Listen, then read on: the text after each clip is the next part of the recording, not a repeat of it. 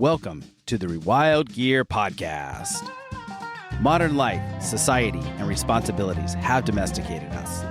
But now it's time to rediscover your adventurous side.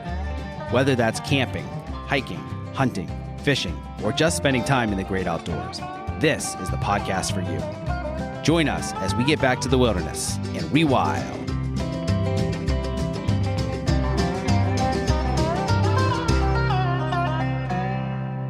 Okay, welcome to the Rewild Gear Podcast. I'm your host, Seth Spears, founder of Rewild Gear, and I'm here today with Jason Tietz, industrial designer and specifically a knife designer. He is the designer behind our upcoming Gasper 4 knife, and I'm super excited to have him here on the podcast today. So Jason, let's hop in here. Yeah, how's it going, Seth? And what do you do? Tell me about yourself. Yeah, exactly. I'm Jason Tietz. Like you said, I'm the product designer that you got working on this. Besides that, my background, like you said, industrial designer. Graduated from Kendall, which is an art college here in West Michigan, with an industrial design background and degree, and passion for knives, for sharp objects, if you will. So yeah. Anything and everything sharp, right? Everything and everything sharp. I like that. Why knives? Why knives? Well, that's a good question. Mainly because it's what I'm drawn to, and I'm drawn to it because, more specifically, because I was drawn to outdoors, right? Kind of like your Rewild that you're working on right now, which is really awesome. It's kind of that reinvigorate, find yourself, so to speak. I kind of grew up in that and then got away from it for quite a while, moved to the city type of thing. And I was like, you know what I'm missing in my life? This is what I'm missing in my life. It's the outdoors, the nature. And when I got back into that, I found that there were a few things within that I really enjoyed. And one of them was knives. It's like, it's the number one tool, right, for everything outdoors, or in my opinion. And it's the first tool, right? That like the outdoors. Exactly. So I just naturally was drawn to that with my background as an industrial designer, my love for the outdoors. Knives just have something about them. It's kind of like it's an art piece at the end of the day. There's curves, lines, everything that a designer is drawn to. So I think it just kind of fits what I do and what I'm drawn to. The outdoors and design come together.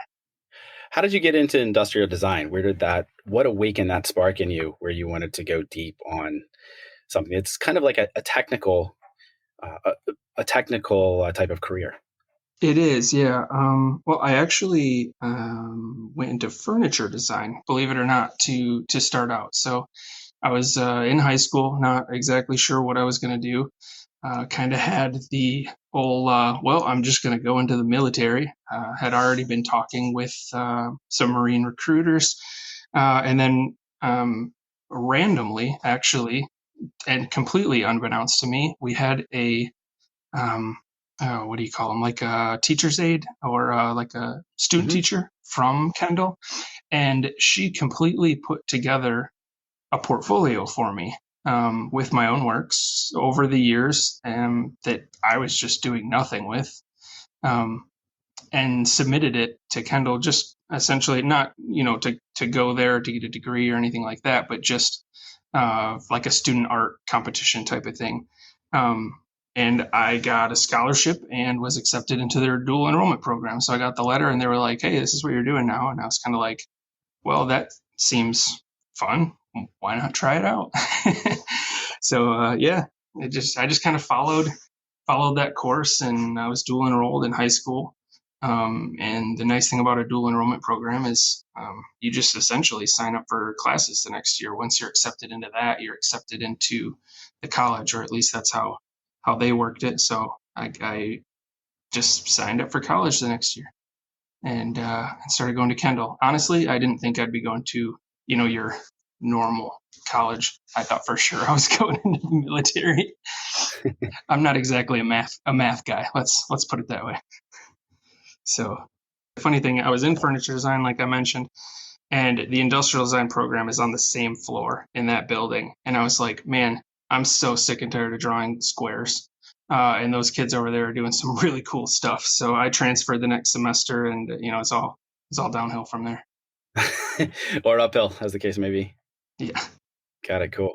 And then, so what was one of the first projects that you designed that really going into industrial design? I'm sure you had like some basic projects in school, but what was the first one that you got into? You're like, man, this is really cool. I see myself doing this for a long time to come.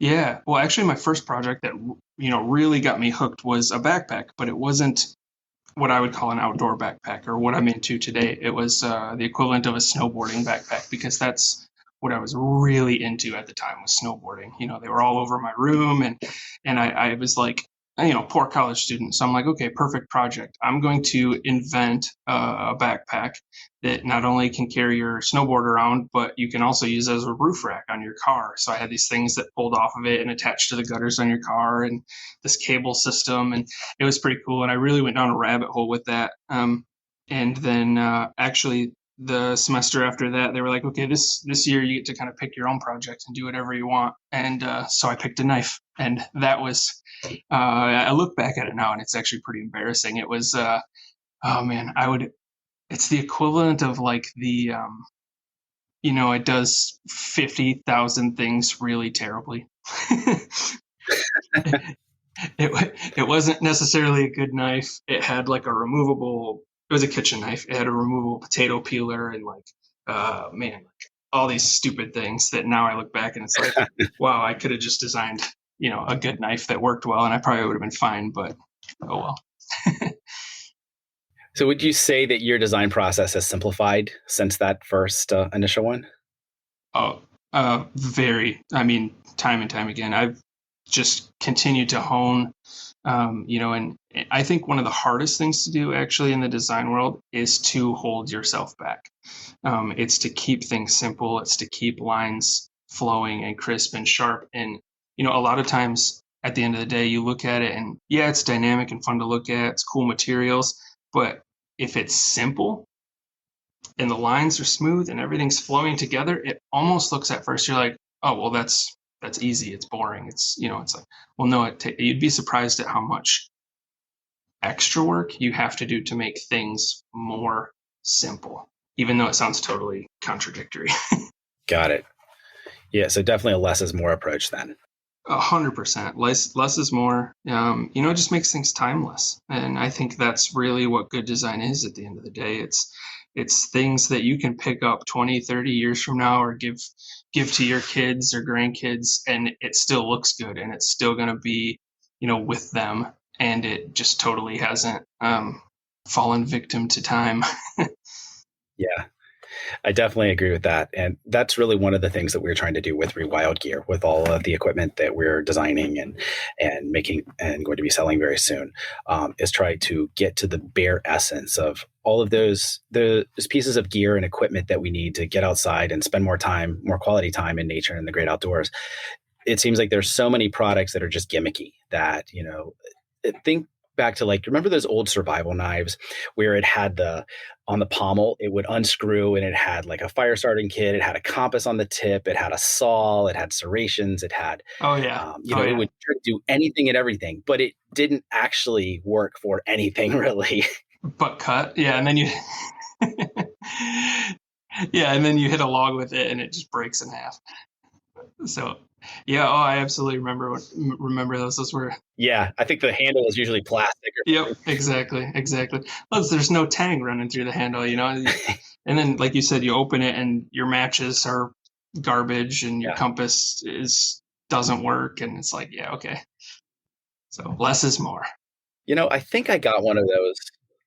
I think I got one of those as a present when I was probably 9 years old or something. And that may have been the knife that really got me interested in knives in general, just because it was so cool. Like, oh, it can do all of this stuff. I mean, when you're that age, you're not really thinking about kind of a less is more, or, oh, we need one tool that does one job really well. You're just like, oh, it can do this and this and this, and I can take it everywhere. And but I think that was one of those that it's got all the bells and whistles. Yeah, exactly. Actually, a little bit of background real quick. I grew up going to gun shows with my dad. That's where my love for guns and knives. Truly, every weekend we had a table, we had all sorts of stuff for sale, and my dad said, he's like, yeah, help me sell stuff. He's like, whatever you sell, he's like, if you sell it for a little bit more than the sticker, or if we can come down $20 on it and you only come down 10, whatever, you can keep the extra money and then use that money to go buy whatever you want. Well, when we started doing this, I was, 5, 6, 7. And 9 times out of 10, I was just like sleeping under the table or not eating jerky that I found at one of something stupid. But the very first time I actually made some money, I had my eyeball on this little blue folding knife on the table next to ours, and it had a little red LED. And it was garbage. It was, made in China, and it some garbage steel with a bunch of plastic on it. And it wasn't anything, but it was cool to me because it was the first knife I bought with, my own money. And ironically, I even though it was a cheap knife, I still have it. There's nothing wrong with it, and the LED still works, and it's still the original battery, which Oh my gosh. blows my mind. Yeah, I lost it for years, and then I just recently found it when we moved, and so I added it back to the collection. Wow. That's some killer batteries it's got in it, huh? Yeah, and I'm sure it's just like a little watch battery, which either that speaks to how great that battery is, or speaks to how long I lost it. Yeah, exactly. It's like just been sitting under a couch. But Nice. that's funny. Jason, what does your design process look like, and how has that changed over the years? So, and let's use, I'd say we could use our Gasper 4 knife as an example, but it might be a little bit different because when I came to you asking about helping us to design this, and we already had a pretty good idea, but it evolved quite a bit. So maybe just give us a walkthrough about your typical design process and how that's changed over the years, and also how that differed with this project. Yeah, absolutely. So my typical design process, I always pencil sketch first. I'm, pencil, pen, paper. I lay out 20, 30, 40, if I'm feeling it, designs before I kind of go with a half a dozen and kind of start merging them before I even go to CAD, like you said. But this Gasper project was definitely different. You came to me with pretty much the design in mind, or at least the exterior perimeter and what you wanted to accomplish and target user. Like it was perfect. So usually we have to work through all of that. Figure out target demographic, what's your user, who your user is going to be, what they're going to be using it for.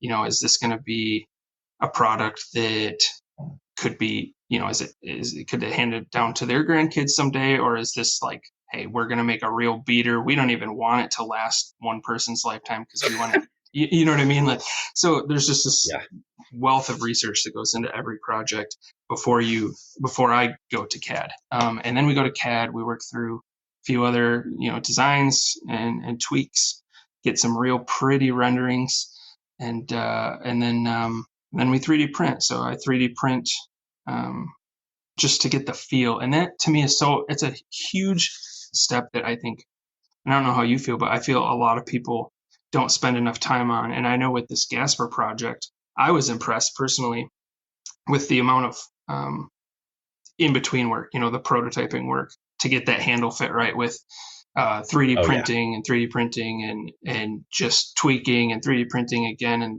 there was quite a bit of back and forth, which I appreciate. Just to get that feel where you're like, I know what I want it to feel like, and I know what I want it to look like. I have this idea in my head, and sometimes it's a journey to get there.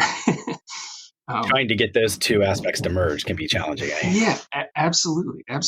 And I think we knocked it out of the park on this one. But if you skip those steps in that process, it can fall apart quick. You go run a batch of these, and there's a gnarly hot spot on your index finger for everybody who's right-handed or whatever. And it's like, oh yeah, we missed that. Well, why'd you miss it? Well, you probably didn't do enough research. You probably didn't prototype rush through enough. The process. Yeah, exactly. And that's the last thing you want to do. Yeah. Especially like you said, when you're making your number one tool. Yeah, exactly. And, it's been a really fun process, at least for myself and my brothers who are all part of this collaboration to design the quote unquote perfect knife, which, I mean, we all know there is no such thing, because we've been talking about creating a knife like this for probably 10 years or longer. And so we'd be sitting around the fire after either camping or hunting, or what have you, and just comparing knives and say, what do you like about it? What do you not like about it? What would you change if you could design your own? What would that look like? How would it differ from the one you have or have seen that are on the market?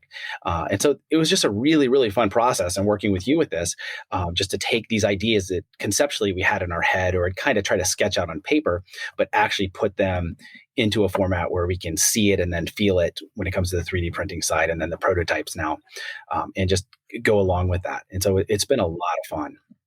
Yeah, definitely. I don't know. Sometimes the prototypes are more fun to play with than the final knife is, only because you're like, Yeah. the point of this is almost, destruction or long-term use. Like, Yes. hey, let's use this thing and baton through this log for 3 hours and just like let's make a mass amount of kindling and see what happens. And that's where you kind of find Put it through when its a knife, paces. yeah, put it through its paces. It's when you find out what it can shine at, what you can improve upon.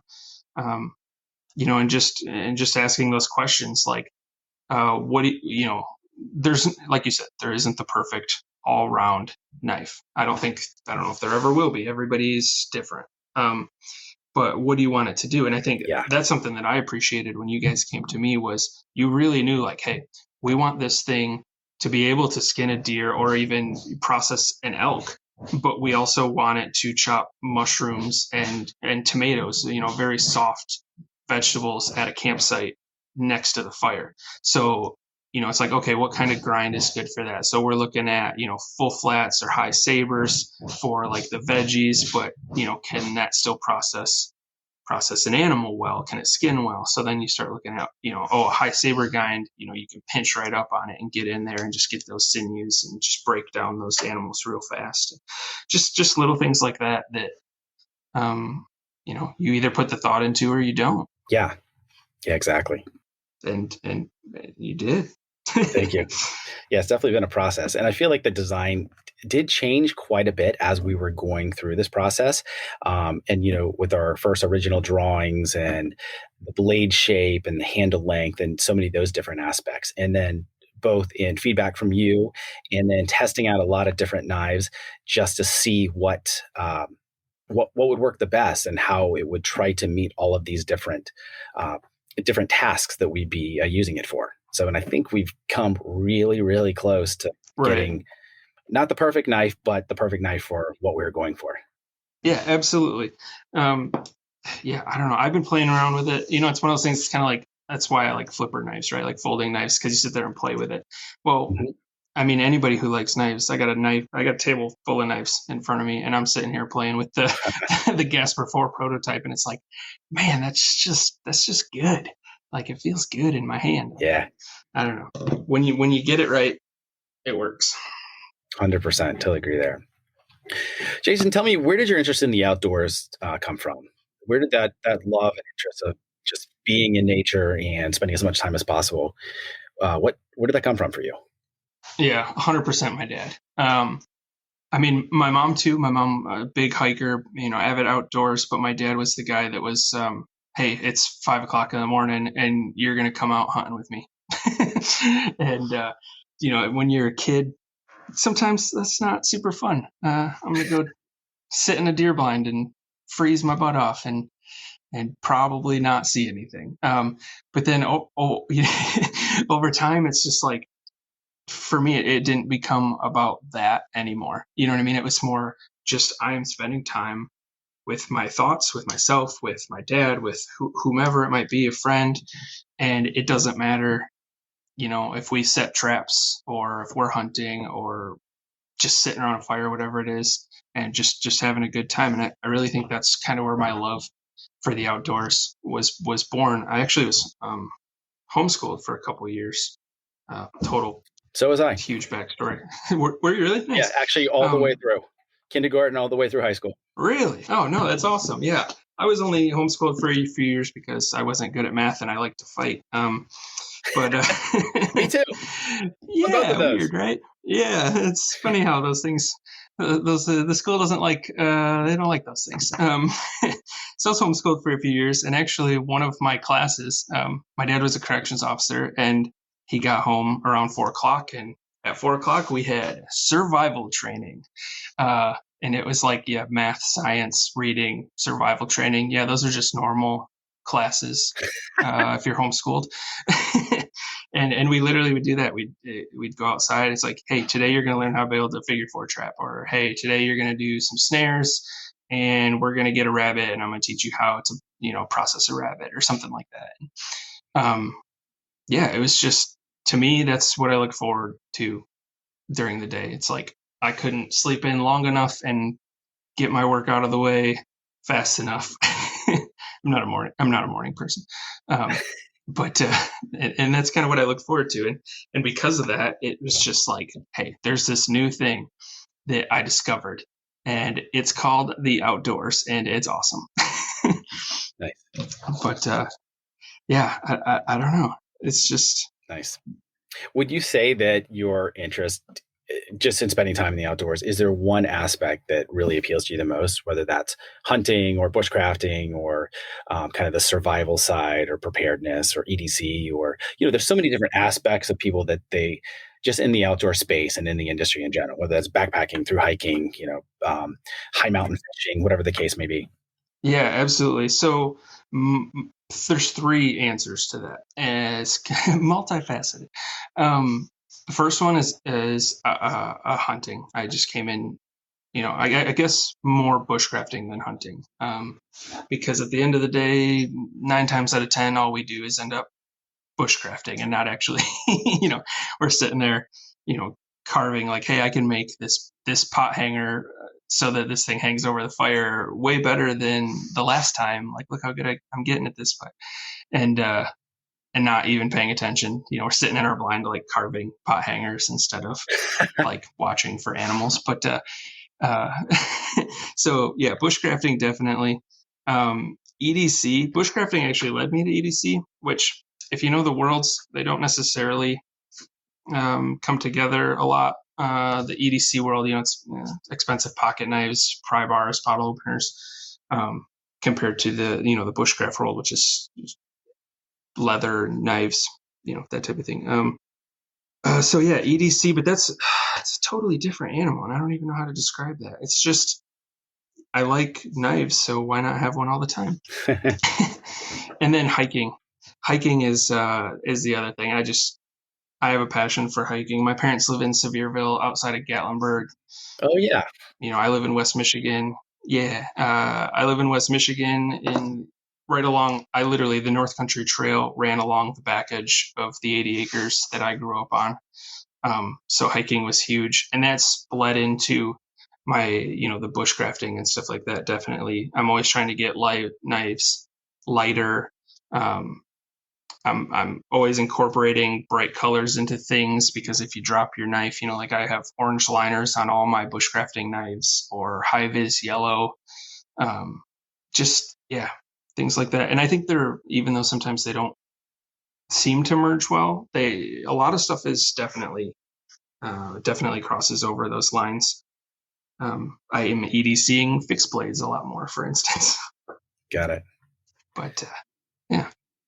So when it comes to your own EDC carry, let me rephrase this.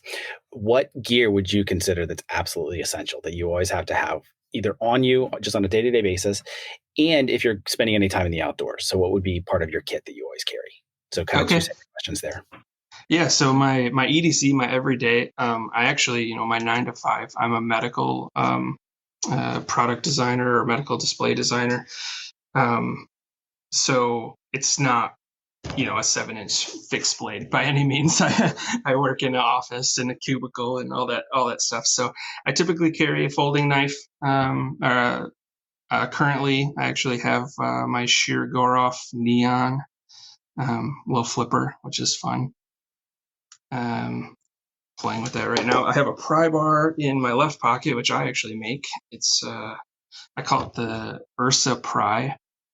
And I just carry that because, my shear gore-off is, I won't say how much. If you know shear gore-off, they're not cheap. But I'm not going to be opening paint cans with it anytime soon. So I make these little pocket tools, and it has like a driver bit and a bottle opener, and for opening boxes, things like that. And then obviously like wallet, cell phone, the more random things.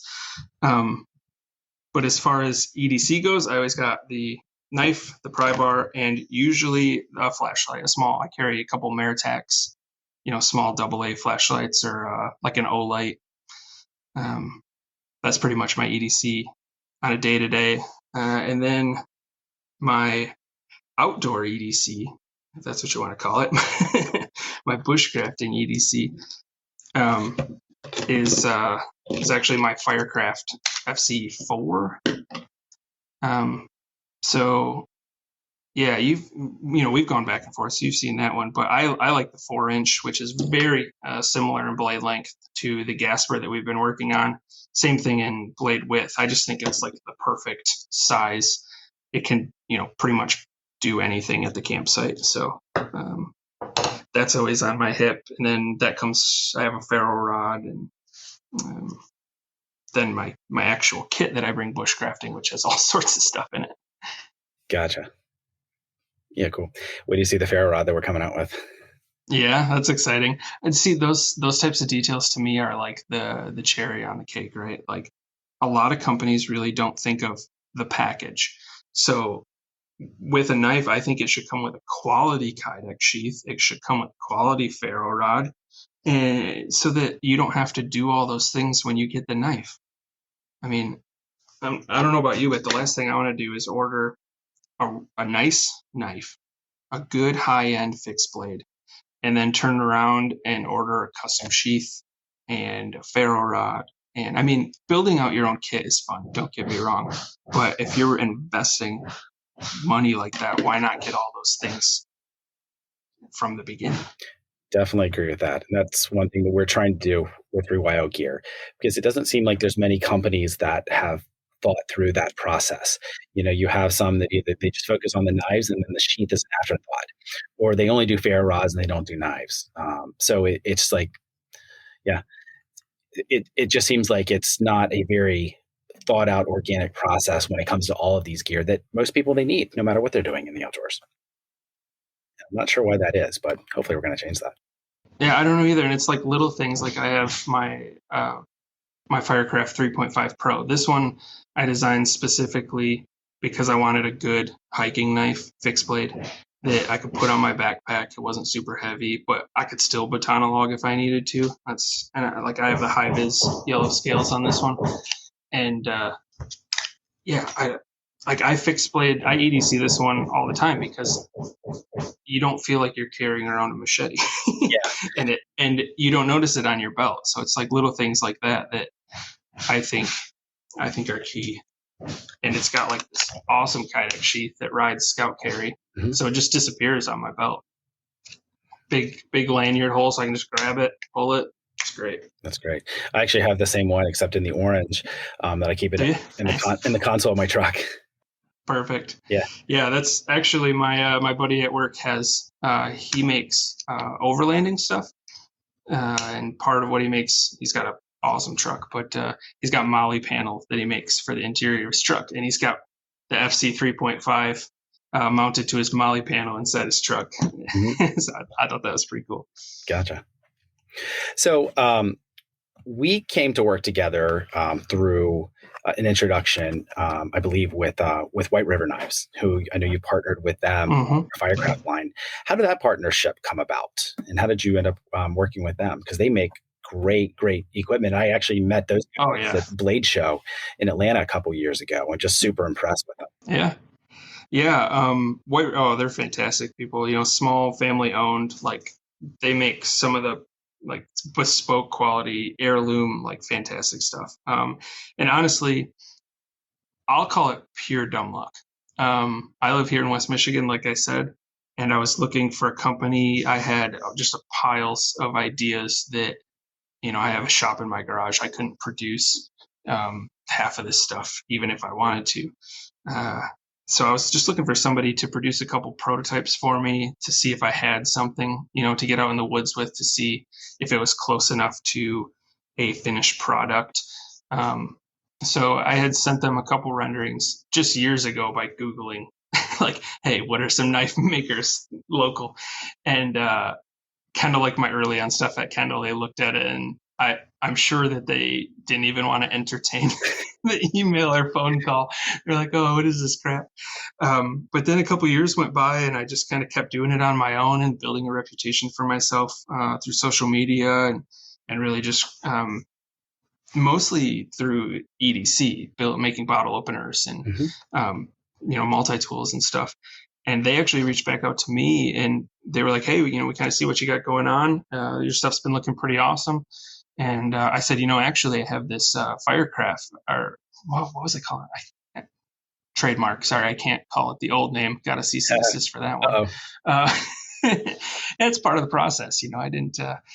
I didn't do my due diligence on the old Google to see if companies existed. But so changed the name, and I was like, hey, check this knife out, see what you think, see if it's something you guys would be interested in producing for me. And I got an email back, and it was just like, yeah, like we gotta do something with this. This thing is not like anything we're seeing right now, but it's still not what was the word you used earlier? Kitschy. It's not I don't know. Everything's functioning. Yeah. I'm looking for the word, but I can't quite find it. So we just kind of came together, and I actually ended up producing a real rough prototype. That was before I had a 3D printer, and they were like, yeah, this thing's ugly, but we'll make it work. and they did. They knocked out a few knives for me, and we got the FC5 and the Gen 1 FC5, which had a little bit blockier handles. And then we kind of, over time, slowly changed a few small things, updated the sheath, ferro rod, handle, to kind of come to what we have now. So, and we're pretty proud of it. They're great knives. I really like them. Like I said, when I was at Blade Show a couple of years ago, I had never heard of White River or your Firecraft line or any of that. I was looking, I'm like, man, these are beautiful, and they just look incredibly made. And I think I bought like 3 or 4 knives from at the show. I'm like, these are incredible, and just kind of kept in contact. We appreciate it. What you said 2 years ago? Yeah, that would have been. It would have been 2019. Because 2019. Okay, cool. I was just wondering because, so then we would have had this version of the newest version of the Firecraft in 2019, because 2017 going into 2018 is when we kind of changed a few of the things. But 2017 is actually the year that we kind of got the most accolades for the Firecraft line, with 2017 Fixed Blade Knife of the Year at SHOT Show and a few other accolades from different magazines, and Field and Stream Fixed Blade Knife of the Year. It was just like kind of out of nowhere for me, because I had only been with White River for a year and a half. Yeah. And just blown out of the water. It was an awesome experience. So that's really cool. That's amazing. Maybe we'll get similar accolades with the Gasper 4. We'll see. I don't see why not. It's it's awesome. We'll have to talk more about that process as far as getting it out there for people to see, and whoever the decision makers are. Yeah, for sure. Jason, what's your all-time favorite knife design? There's so many different designs, and I don't know if I want to phrase this as your favorite like knife company or more favorite style of knife. Oh man, such a tough question. It really is, because what is this, a Monday? Is it a Tuesday? No, my favorite style of knife, honestly, is I'm a big plain titanium flipper fan. So if it's medium size pocket knife, just blasted titanium, I don't think there's anything more classier. I'm also a sucker for green micarta, like inlays and stuff.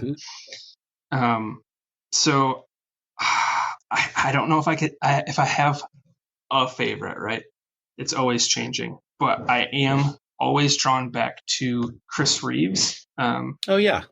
Yeah, the Reeves knife, they're just so classic and timeless. I mean, he's got knives out there that have been out there for 20 years, 30 years. It doesn't even have a scratch on it. It looks like it was made yesterday. You'd never be able to tell because it's like the design is just, it's awesome. There's a few other ones out there too that are just phenomenal, but I'm a big Chris Reeves fan. Sheer Goroff. I love higher end flipper knives. That's kind of my collection, if that's what you want to call it. Gotcha. What about fixed blade? If there was one that you like better than others, style wise. Fixed blades, style wise, that's kind of my other. I mean, as you can see, I also have piles of those. Fixed blades in folders. Yeah, right. Favorite fixed blade. I don't know if I have an answer. I know that's pretty disheartening, but I don't know if I've... You like too many of them. Yeah, and I just don't know if I've come across like the perfect fixed blade yet, right? Like this sheer Goroff that I have right now in my pocket, I had it once, I sold it, and I instantly went out and I regretted the decision. And I went out and bought a brand new one with the maroon. I got to get the one with the OD inlays, you know, got to have one in every color. Yeah. But as far as fixed blades, I haven't found like the perfect fixed blade yet. I think I'm just having too much fun doing my own thing. And I'm not into high end flippers. I'm not into them. I'm not making them. So I think it's one of those things that as a maker and a designer, it's fun to carry stuff that you don't do. Oh yeah, that makes sense. You know, so like I have my own friction folder that I make. It's called the Neptune, and I carry those from time to time. They're titanium, you know, S35V, nice. You know, I try to do like the classic lines. It's got a little bottle opener built into it, so it's fun, but it's still not like, I don't know. It's not as fun as doing, you know. Gotcha. We'll have to talk about doing a flipper maybe for Rewild Gear. Yeah, there you go. Gotcha. Started thinking about it a little bit. So the knife that I'm typically carrying just as my EDC is a Spyderco, the Salt 5, I believe it is. Oh yeah. Is that the yellow one? Do you have it? Yeah.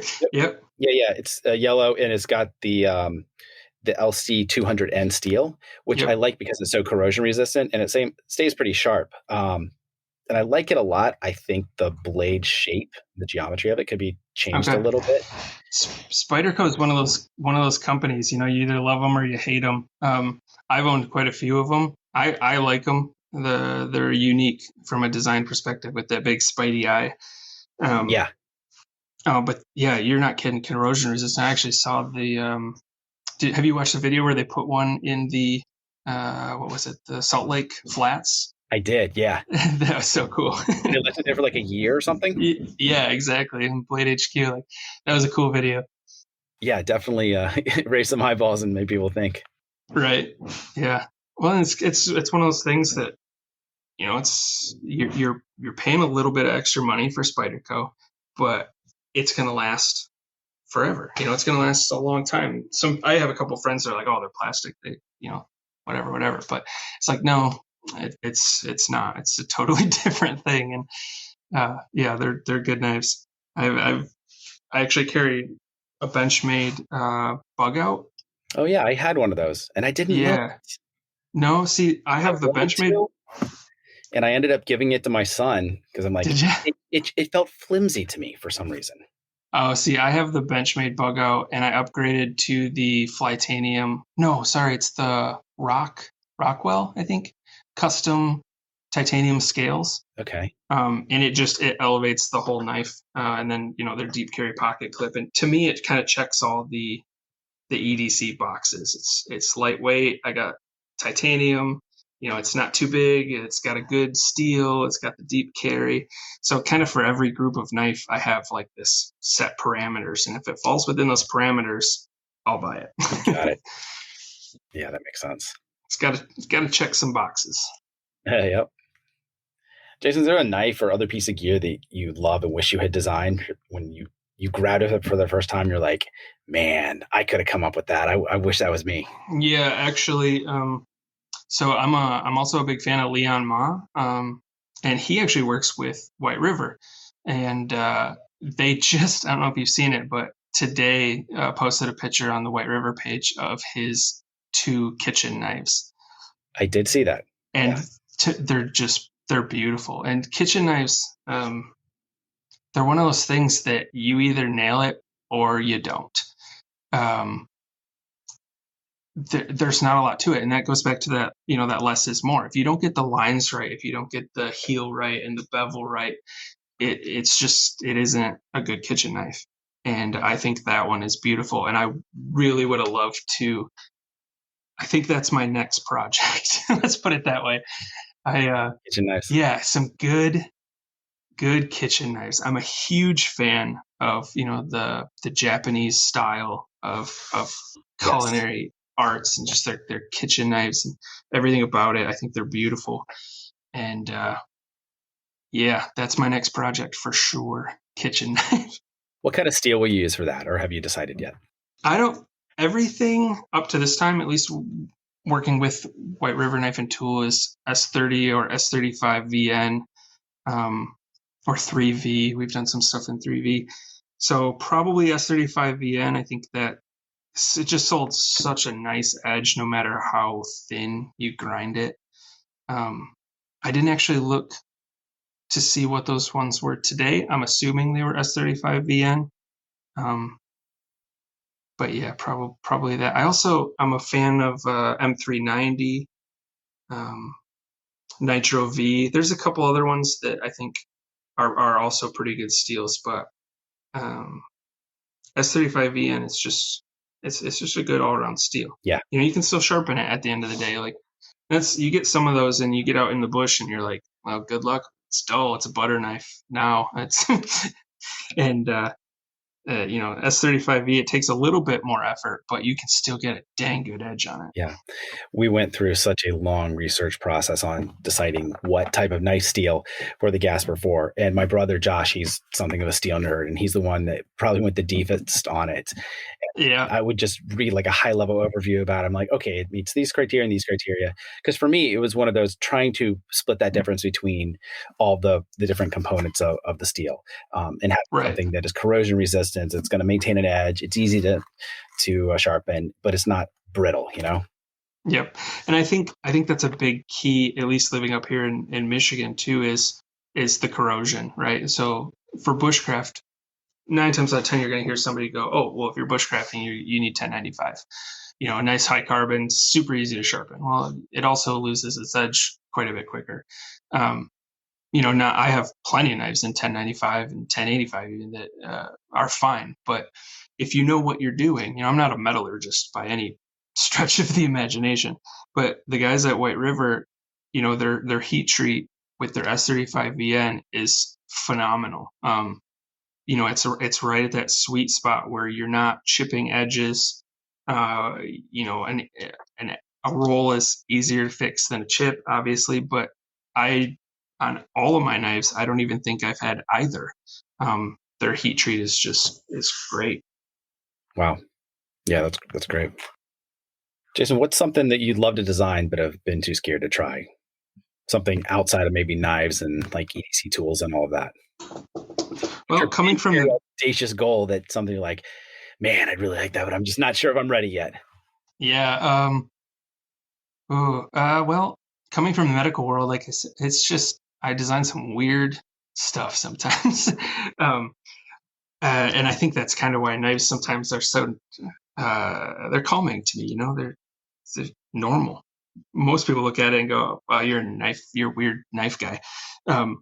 It's not normal to them, but to me, it's simple. It's easy. It's what I know, and honestly, what I don't know, but what I've always wanted to design is that this is like an industrial designer's dream, right? Shoes. Sounds super weird, but shoes are really fun to draw. It's kind of like knives. You just have certain shapes. And I've always had a shoe thing. And I think that maybe like a good pair of hiking boots would be really cool to design, or even like a nice hiking backpack, like a nice 70-liter. Yeah. Yeah, something in that world, maybe soft goods. That's what we'll go. That's what we'll go with. Soft goods. I don't design many soft goods. Yeah. Have you read Phil Knight's book, the founder of Nike, Shoe Dog? I have not. Really, really good book. Talks about Okay. the founding Nike and everything and his process, and fascinating book. I read it last summer when I was camping up near Yellowstone, so in Wyoming, and I was just laying in the hammock and reading it, for hours. Great book. Awesome. Yeah, I'll definitely pick that one up, because it's just, in like anything, the process is similar, right? So why not? Yeah, exactly. Just got to find the right people that know what they're doing. So I don't start with what I brought White River with the first firecraft, where they're like, yeah, we see where you were going, but you brought us this. Yeah. Like, cool. Jason, what companies in the outdoor space do you think are doing a really good job? Like, what brands, whether that's their products they're putting out, their messaging, how they're positioning themselves, who do you look up to and admire when it comes to companies in the outdoor space? Yeah, I definitely. So there's a company that I collect a lot of their stuff. It's called Prometheus Design Works. I have one of their flashlights. Do you? All right. So they, I think they're doing a fantastic job. Also, Triple Out Design, TAD. Those are kind of the two companies that I kind of put in this zone of, I feel like they're doing things right. You know, they've got the look, they've got the feel, their marketing, their products, just top down. They seem to be, hitting all the marks, at least in my opinion. So those are kind of the two companies that I try to, emulate, I guess would be a good word, but just, yeah, I don't know. They're knocking out of the park every time. Every time I get one of their products, it's like, wow, this is awesome. I just got one of Prometheus Design Works pry tool. It's just a little pry bar, and it's like, wow, they thought about everything on this thing. I have a similar pry tool that essentially competes with it, and there's this D2, mine's titanium, and I carry theirs on a regular basis. I don't know if if one thing's better than the other, but theirs has a pocket clip, so that it ends up in the pocket. Gotcha. Cool. What are 3 things that most people don't know or understand about your area of expertise? Oh, yeah. Well, the first thing is, when I tell people I'm an industrial designer, they instantly think I design like forklifts. So that's fun. So a lot of times I'll tell people I'm a product designer, because it's just a little bit more broad. Man, I've got some pretty funny comments about that one. For like, industrial designer, do you design like industrial things in like for the industry? I'm like, that's about as vague as it gets. I don't even know what you're asking. Like, okay. Yeah, I don't know. Sorry, I get sidetracked just thinking of people's like. Gotcha. It's pretty funny. That's definitely a misconception of what I do. Sorry. No problem. What can we all do to help improve the outdoor industry? One of the big things that we're focusing on with Rewild Gear is the conservation side, and realizing that if we don't protect nature and protect the outdoors in our wild spaces, we're going to lose it, whether that's urban expansion or overhunting of certain animals or species, and environmental factors that we're dealing with, all of that. What do you see as the biggest threat right now? And what can we all do to kind of help improve the spaces for all of us and just protect nature in general? What's the biggest threat? People. Or dumb people. I guess I should put that little asterisk in front. It's just my biggest pet peeve is people that really just aren't considerate of the people after them. There's massive things that are hugely important with animal conservation, like you were talking about. But I just get so frustrated with, showing up at a campsite or a bushcraft site, or just randomly, and just finding trash. Yeah. I don't know why I get so upset about it. it's not that like I'm getting upset because I have to pick it up and it's my problem. It's the fact that, these people just don't have any consideration. It's like even little things like you don't need to stack a pile of rocks to take a cool picture for Instagram. If every person does that when they go to this, Moab, there's going to be no rocks left on the ground. They'll all be stacked, and just stupid things like that. That it doesn't sound that huge, but there's so many people in the world that we're just creating this massive impact in these areas that are protected, that aren't going to be there for very long if we keep screwing them up. Like Yellowstone, like you mentioned, like go to Yellowstone, take pictures, enjoy it. Don't touch anything. Yeah, I agree with all of that. And that's one of the things that we're trying to do with all the gear that we're coming out with, is realizing that there's so many companies right now, and they're just trying to make something as quick as they can and as disposable as they can, because they're going to make more sales that way. Once it breaks, then somebody's going to buy another one. Yeah. And my philosophy has always been the opposite. Let's buy it once, cry once, build something that's going to last, like the way things used to be made, 50 years ago or whatever, where it would be passed on to our grandkids. Yep. And so I want to get back to that. And I think that's a much more environmentally and ecologically responsible attitude to have when it comes to equipment and just thinking long-term and not just short-term profits. Absolutely. And and you could pretty much take that and just run it across the gamut of life, right? Just fix something.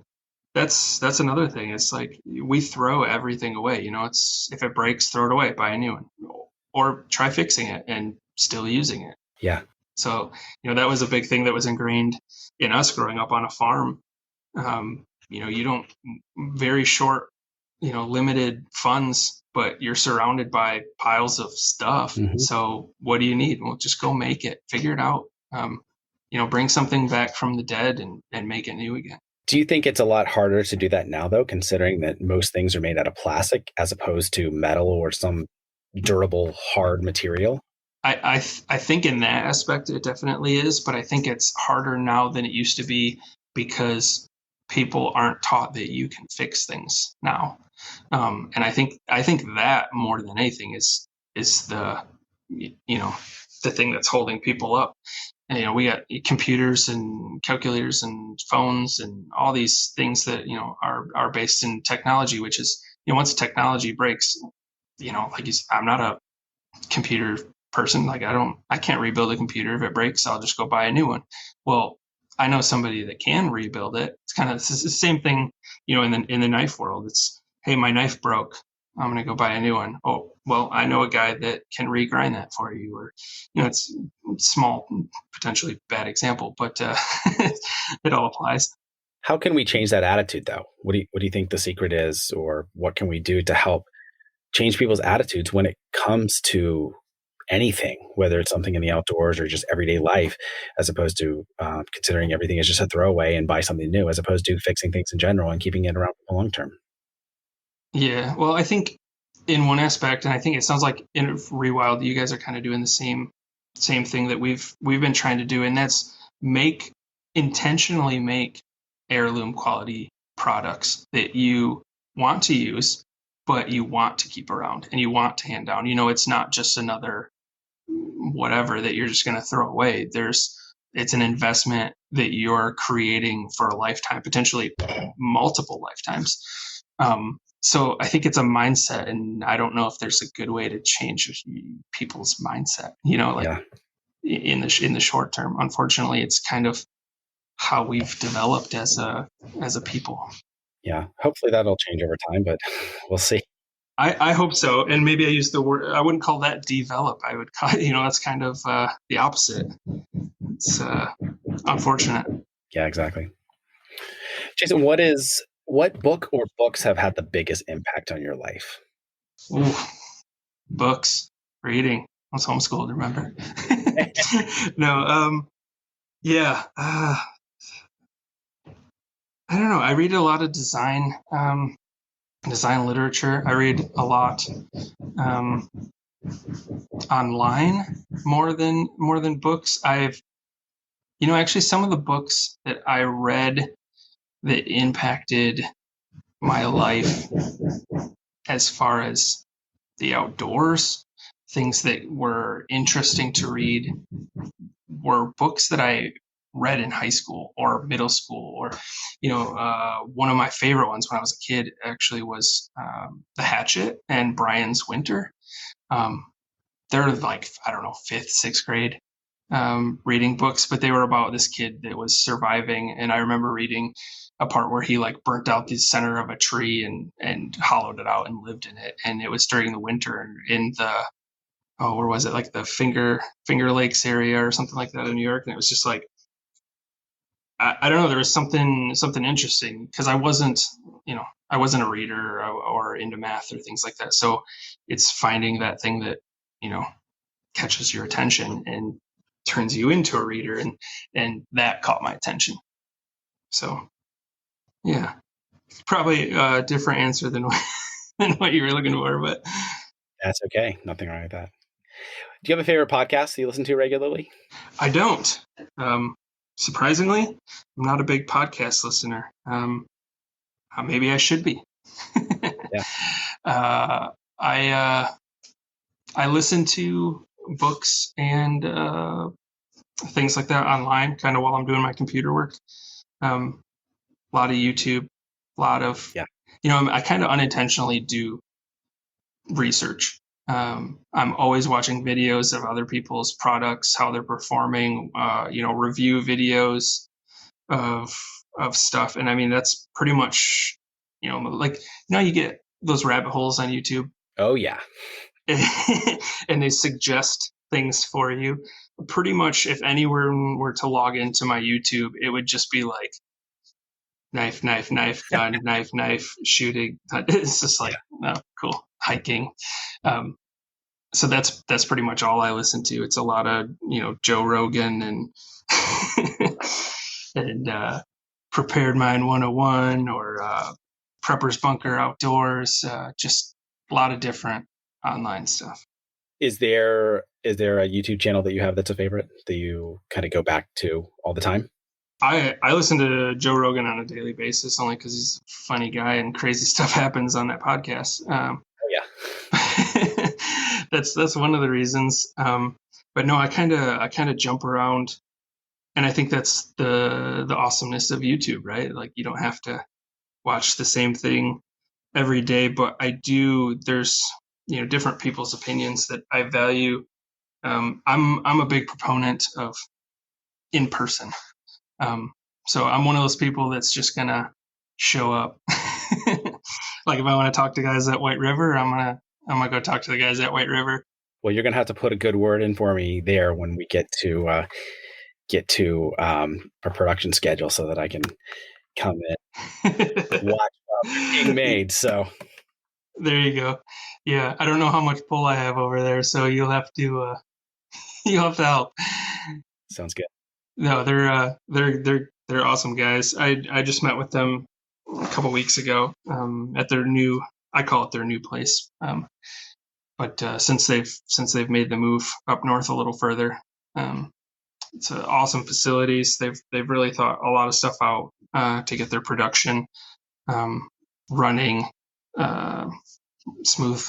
Not that it didn't run smooth before, but just there's those little things that you can think through better that really help out with production and getting those products finished to your and I and the consumer's level of quality. Yes. In a timely fashion. That's always the important part, in a timely fashion. Yeah, exactly. And it's, if I want a prototype or if you want a prototype, you go through this process and you get a prototype. If, Benchmade or one of those larger, zero tolerance or something like that wants one, it's a much lengthier process. So the fact that we could start a few months ago and now I'm holding the Gasper 4 prototype, which is essentially a finished knife, is fantastic. I think it's so cool. Yeah. I think, and not to keep going on this, but I think the process, you asked the earlier question of what draws me to this. The process is so interesting to me. That's half the fun sometimes. Oh yeah, for sure. And I would say that the 3D printing, because we went back and forth and just small iterations on that, like you had mentioned earlier, as far as just the handle, tweaking that, and just the small little details like the jimping on the back and positioning it like a millimeter, that just moving, and that's, we have obviously different style of jimping on your Gasper than we do my Firecraft line that we've talked about. Yep. The pros and cons of both, and like you said, moving it a millimeter. But that millimeter made all the difference. It's the gap between the jimping and the ferro notch, and now there isn't an issue there. And that's all it took, was that millimeter change in making that prototype.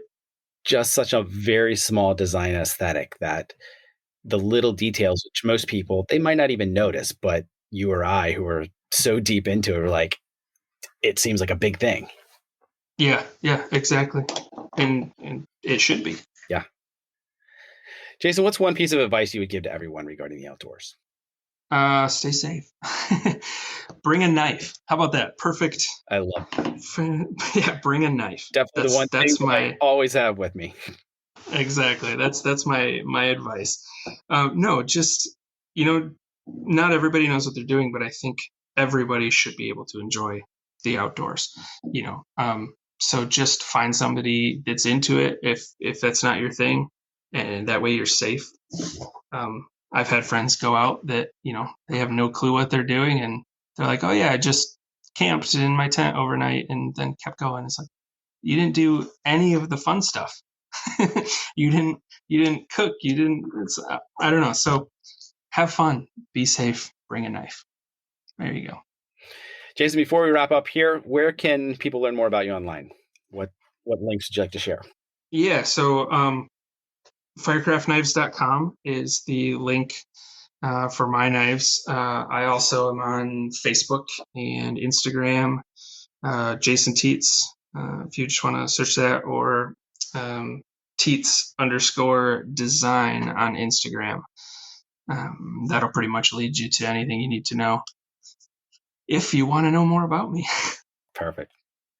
Jason, thanks so much for your time today. This has been a lot of fun, and I've learned a lot about your design process and kind of what makes you tick, and get to know you a little better. And I think our audience is going to really enjoy learning about you too, and get to try out awesome collaboration. Yeah, well, I appreciate your time, Seth, and the Gasper for. I mean, this thing. Yeah, I'm proud to help you guys out on this one, and I'm excited to see it at Blade Show. Me too. Thanks for listening to the Rewild Gear Podcast. You can check out the show notes for today's episode at rewildgearpodcast.com. If you're ready to spend more time in the wild, our line of high-quality, minimalistic outdoor gear can help you do just that. Check us out at rewildgear.com.